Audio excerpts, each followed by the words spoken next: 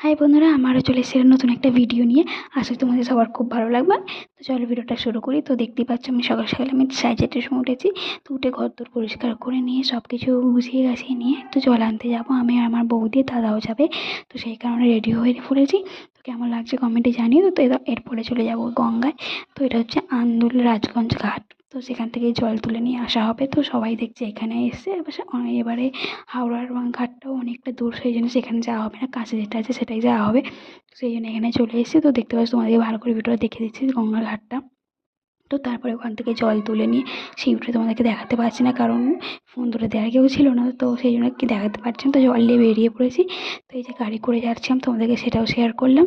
তো এইখানে তো সেরকমভাবে কেউ হেঁটে যায় না, তো এখানে সেই জন্য গাড়ি করে যেতে হয়। তো এই জল নিয়ে চলে এসেছি মন্দিরেতে জলটা ঢেলে দেবো, যেহেতু এখানে অনেকটা পরিমাণে জল দাঁড়িয়েছে, সেই জন্য কম করে আসবো।